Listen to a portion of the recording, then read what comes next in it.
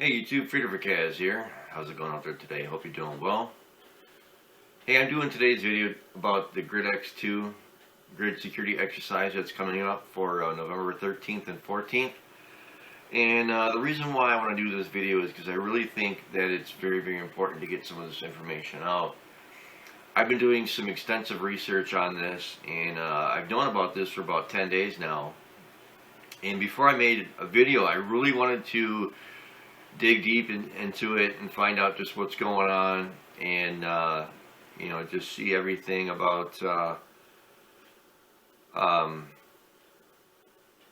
whole scenario and everything that's going on. So what I want to do is, there's a lot of links and there's a lot of information that I want to go through. So I really want to encourage you to do your own research and watch the video to the end, because it's really important, and there's just so much going on with this because it's so huge as part of the whole scenario.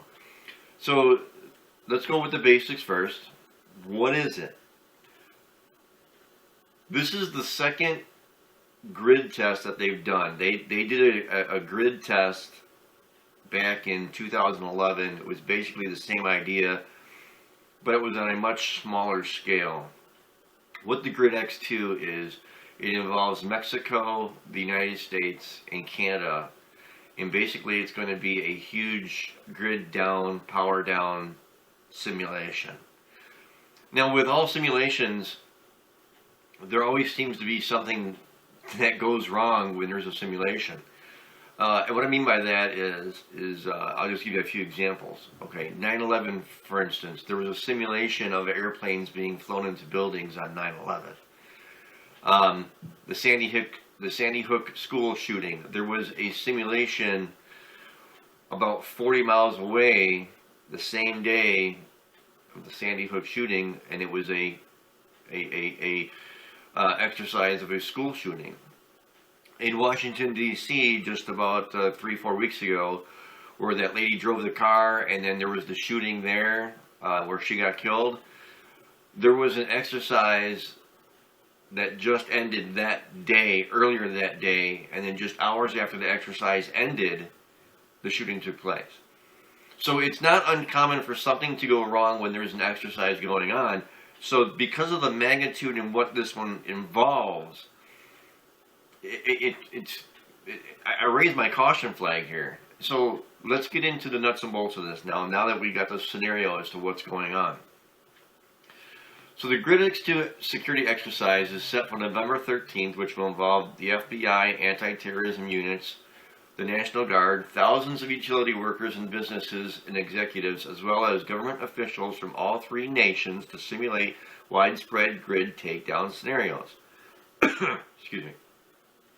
Thousands of utility workers, business executives, National Guard officers, F.B.I. anti-terrorism experts, and officials from government agencies in the United States, Canada, and Mexico are preparing for an emergency drill in November that will simulate physical attacks and cyber attacks that could take down large sections of the power grid. Okay. An electrical grid joint drill simulation is being planned in the United States, Canada, and Mexico, again, with thousands of utility workers, FBI agents, anti-terrorist groups, government agencies, and more than 150 private business owners are going to be involved in the November power grid drill. Now, that's what I'm trying to explain to you. Now, just what is it?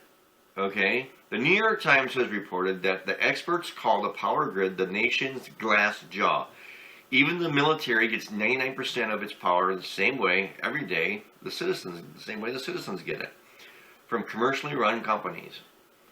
If an adversary lands a knockout blow, experts fear it could black out vast areas of the continent for weeks, interrupt supplies of water, gasoline, diesel, fuel, and fresh food, shut down communications, create disruptions on a scale that was only hinted by, here's your warning sign, Hurricane Sandy and the attacks of 9/11. Okay? American utility companies are responsible for running approximately 5,800 power plants in the area that they're going to be testing, and about 450,000 high voltage transmission lines controlled by various devices which have been put into place over the past decade. Some of the utility companies which oversee the power grid reportedly use anti-computer protocols which are probably safe from cyber hackers, the New York Times continued to report. Now, let's go to the links. Okay, there's going to be 5 links, I do believe, underneath about this, and the one thing that I want to talk about most is that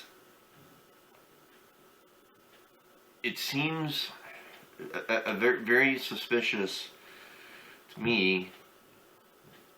Why are they having this massive test?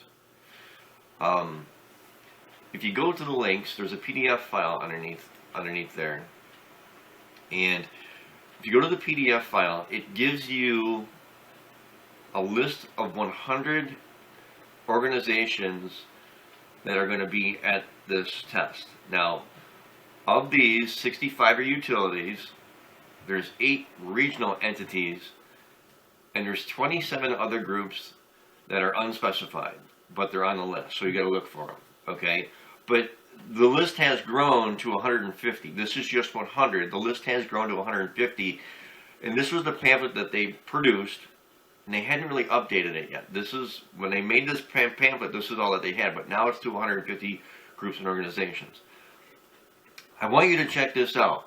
Now, also, there is going to be another link underneath that I want you to check out, and this is by the NERC, which is North American Electric Reliability Corporation. Now, when you go to this link, you're going to be directed to click on Documents. Okay, so click on Documents, and this is where you find the list of the companies that I just briefly talked about. It also gives you graphs and charts as to what it is that they're going to do and how they're going to do it. And then they give you the control room, or how should I say, the person who's going to be controlling the conversations and all the transmissions between all the companies and the groups and the people, and that's called exercise control. This is another thing that scares me.